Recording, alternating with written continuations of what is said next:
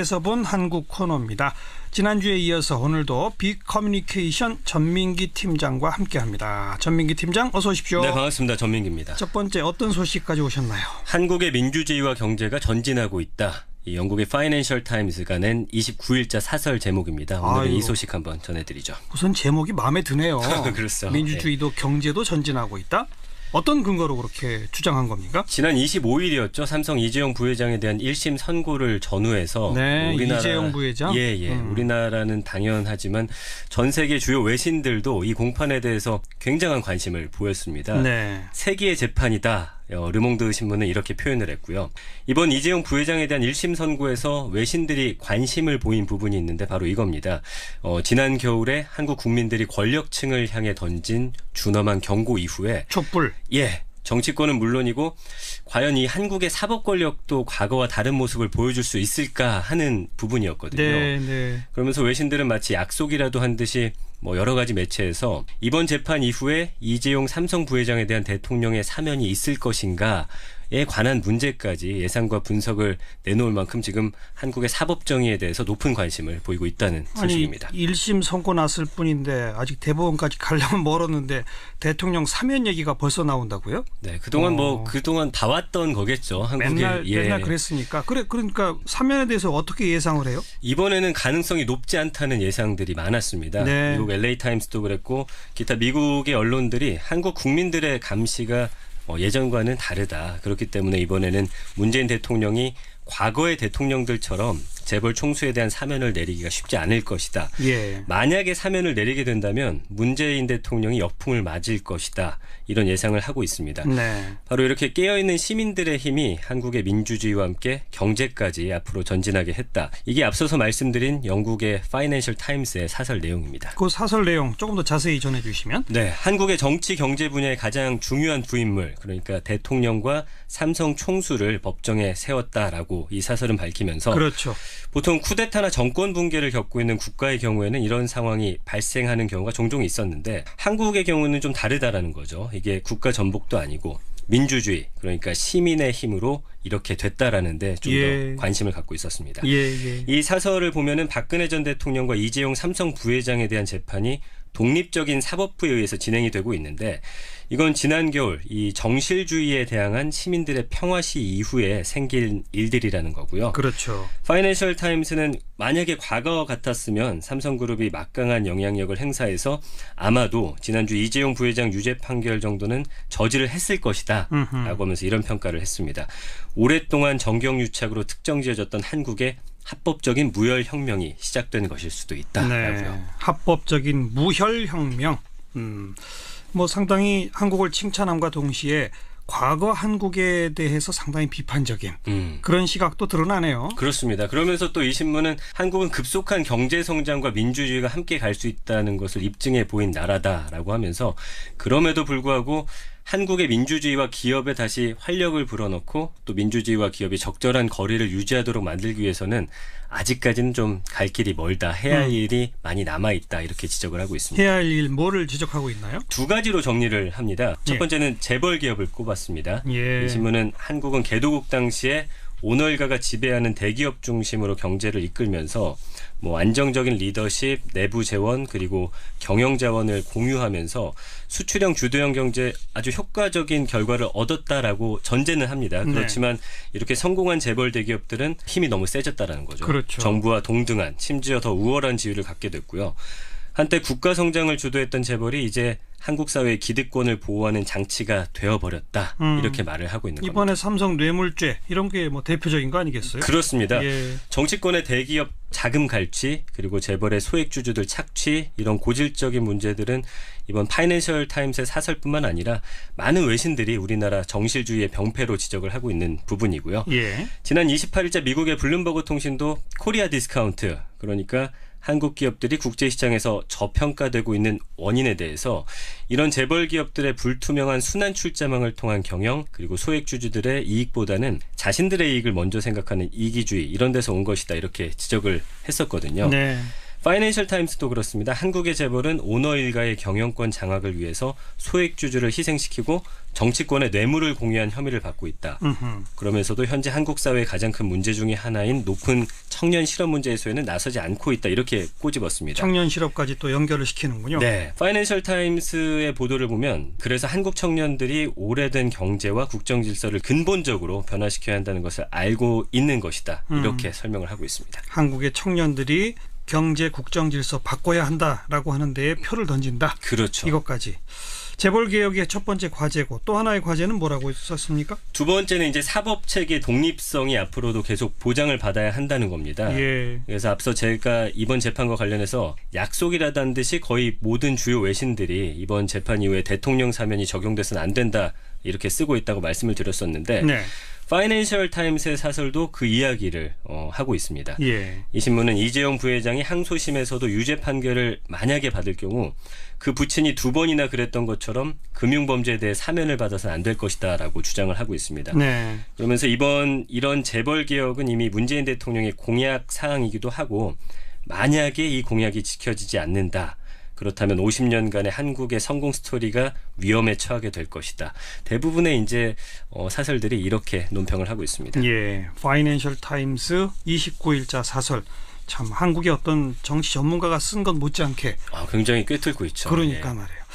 그리고 북한이 일본 상공 날아가는 탄도미사일 쐈잖아요. 네, 그렇습니다. 여기에 대한 반응도 좀 정리해 볼까요? 여기에 대해서 일본의 모든 매체들이 일제히 보도를 했고 다양한 분석들이 나왔는데요. 예. 일본 매체에서 나온 여러 전문가들의 반응을 좀 소개를 해드리면 우선 NHK 방송 뉴스에서는 한반도 문제 전문가인 히라이와 슌지 일본 난잔대학 교수가 출연을 했습니다. 예. 그러면서 이번에 북한의 도발에 대해서 한미연합훈련에 대한 항의의 성격이지만 관 방향이 아니라 동쪽 태평양을 향해서 쏜 것은 미국을 과잉 자극하지 않는 선에서 이 레드라인을 한번 탐색해 보려고 한 의도일 것이다 이렇게 분석을 했고요. 예, 예. 일본 상공을 날아가게 한 이유에 대해서는 일본이 최근 지금 북한과 대화할 때가 아니다라고 선을 긋고 있는 거에 대해서 일본에게는 경고, 미국은 너무 그렇게 자극하지 않는 선에서 이렇게 했다라는 겁니다. 예, 예. 그리고 니온 TV 뉴스에서는 이토 토시유키 전 해상자위대 사령관이 출연을 했는데 북한이 이번에 평양에서 발사한 이유에 대해서 미국의 위성을 피하면서 사람들이 전혀 의심하지 않는 장소에서 발사하려고 했을 것이다라고 설명을 했고요. 예. 역시 같은 방송에서 이즈미 하지메 도쿄 국제대학 교수는 북한이 미국뿐만 아니라 한국의 문재인 정부와도 교섭을 시도할 가능성이 있다 이렇게 전망을 했습니다. 교섭을 시도할 가능성? 네. 예. TBS 뉴스에 출연한 언론인 츠보이 하사시는 북한의 미사일이 일본 상공을 통과한 것에 대해서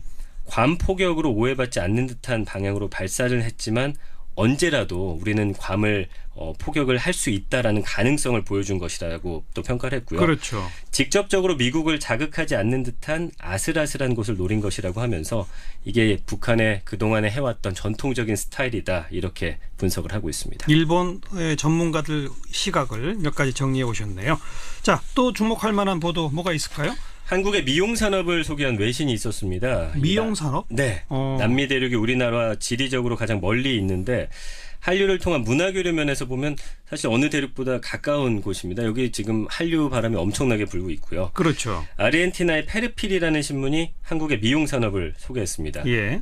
한국에서의 미용 산업이 아주 중요한 부분이어서 이제는 국경을 넘어서 전 세계로 향하고 있다. 그러면서 이게 이곳 아르헨티나까지 도달했다면서 한국에서 제조된 제품들을 적극적인 이미지로 홍보한 결과 이제 서울이 동양의 미용과 유행의 수도로 탈바꿈하고 있다. 네. 이런 흥미로운 소식을 전하고 있습니다. 이게 K-팝이나 K-드라마 같은 한류 문화 콘텐츠가 퍼지면 그걸 즐겨보는 그 나라 사람들이 거기에 출연한 탤런트나 가수들의 얼굴을 보고 어떻게 저렇게 했을까? 그렇죠. 이러면서 미용 산업하고 또 연결된다면서요? 맞습니다. 그러니까 예. 우리의 미용 화장 문화 중에 이 전 세계적으로 그런 식으로 해서 지금 유행을 하고 있는 게 있거든요. 뭡니까? 네. 비비크림. 예, 비비크림. 예. 이게 원래는 독일에서 의학적 목적으로 개발이 된 건데 한국에서 이거를 피부 미용으로 활용을 하면서 일본, 중국에 영향을 주고 이제는 전 세계인들이 한국식 비비크림을 활용하고 있다. 예. 이런 보도입니다. 그래서 남자들 같은 경우는 화장하는 걸 서양인들은 사실은 굉장히 좀 좋지 않게 보고 있는데 이런 비비크림을 통해서 남자도 예쁘게 나갈 수 있구나 이런 인식들이 좀 확산이 되고 있는 것 같고요. 네. 또 서구 여성들 같은 경우는 일반적으로 얼굴에서 광채가 나면 기름기 있는 것으로 생각을 하고 기피를 하고 있다라는데 이 신문은 그렇지만 이 비비크림은 기름기 때문이 아니라 수분으로 광채를 내는 것이다 이렇게 자세하게 설명을 하면서 예. 도자기 피부라는 표현을 하고 있습니다. 예. 아무래도 뭐 이걸 바른 여성의 피부가 한국의 도자기처럼 빛이 난다 이런 설명도 윤기가 난다. 곁들여져 있었고요. 하지만 그게 다가 아니라 한국 여성들은 일상적으로 5개 이상의 제품을 바르는데 그렇게 많이 바르는데도 자연스러운 룩을 연출한다 하면서 어떤 화장술까지도 예. 관심을 보이고 있는 모습이었습니다. 화장품을 많이 바르는데 마치 안 바른 것처럼 연출한다. 네. 이런 게 외국에는 없는데 한국에는 있다. 그렇죠. 그래요. 이게 이제 이렇게 재밌게 소개를 했습니다. 이런 화장법에 대해서 과즙 메이크업, 숙취 메이크업 이런 연출법이 있는데 과즙 메이크업, 숙취 메이크업. 그러니까 뭐 숙취 메이크업은 어떤 거냐면은 볼터치를 눈 바로 밑에 해가지고 마치 술을 마신 듯한 얼굴이 된다고 해서 약간 발그스레하게 이렇게 볼빨간 뭐 그런 그렇죠. 거 말이죠. 볼터치 예. 같이 하는 거고요. 예. 이렇게 메이크업을 하면은 좀 어려 보이게 된다라고 소개를 하고 있습니다. 예. 이제 여기에 강조하고 싶은 것을 골라서 추가로 바르면 완성이 되는데 최근 유행은 이제 입술을 강조하는 것이다라고 하면서 한국의 화장술을 또 소개를 했고요. 네. 이렇게 복잡한 절차를 거쳐서 비로소 한국식 메이크업이 완성이 되는데 이 긴 작업을 통해서 완성된 얼굴은 역설적이게도 화장은커녕 마치 잠에서 방금 깬 듯한 얼굴을 만드는 것이다 라고 소개를 하고 있습니다. 잠에서 방금 깬 듯한 얼굴을 만드느라고 여러 가지를 바르는 복잡한 화장을 한다. 굉장히 외국인들이 볼 때 흥미로운 희한하네요. 사실이겠죠. 예. 네. 오늘 여기까지 할까요? 수고하셨습니다. 고맙습니다. 네, 밖에서 본 한국이었습니다. 미국 LA 타임스도 그랬고 기타 미국의 언론들이 한국 국민들의 감시가 예전과는 다르다. 그렇기 때문에 이번에는 문재인 대통령이 과거의 대통령들처럼 재벌 총수에 대한 사면을 내리기가 쉽지 않을 것이다. 예. 만약에 사면을 내리게 된다면 문재인 대통령이 역풍을 맞을 것이다. 이런 예상을 하고 있습니다. 네. 바로 이렇게 깨어있는 시민들의 힘이 한국의 민주주의와 함께 경제까지 앞으로 전진하게 했다. 이게 앞서서 말씀드린 영국의 파이낸셜 타임스의 사설 내용입니다. 그 사설 내용 조금 더 자세히 전해 주시면. 네, 한국의 정치 경제 분야의 가장 중요한 부인물, 그러니까 대통령과 삼성 총수를 법정에 세웠다라고 이 사설은 밝히면서 그렇죠.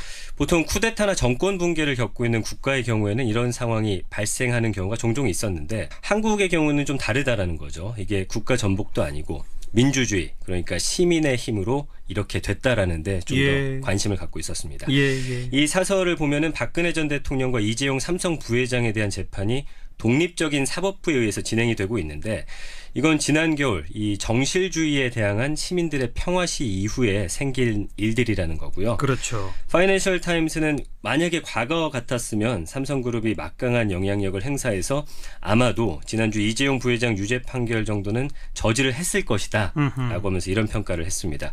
오랫동안 정경유착으로 특정지어졌던 한국의 합법적인 무혈혁명이 시작된 것일 수도 있다라고요. 네. 합법적인 무혈혁명.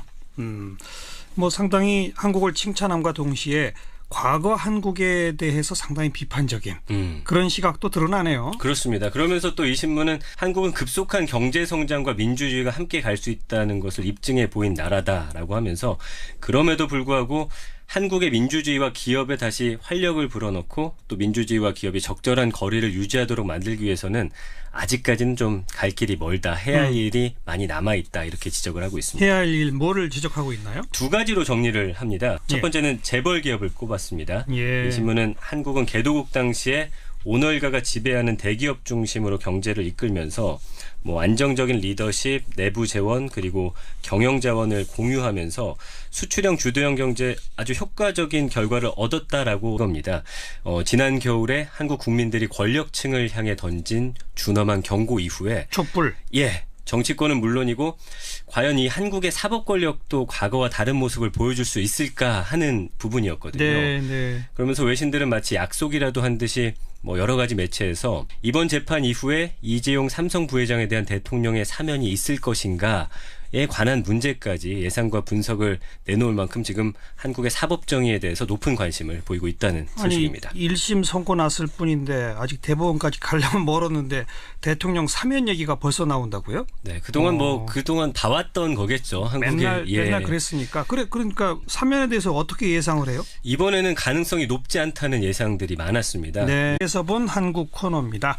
지난주에 이어서 오늘도 빅커뮤니케이션 전민기 팀장과 함께합니다. 전민기 팀장 어서 오십시오. 네, 반갑습니다. 전민기입니다. 첫 번째 어떤 소식 가져오셨나요? 한국의 민주주의와 경제가 전진하고 있다. 이 영국의 파이낸셜 타임스가 낸 29일자 사설 제목입니다. 오늘은 이 소식 한번 전해드리죠. 우선 제목이 마음에 드네요.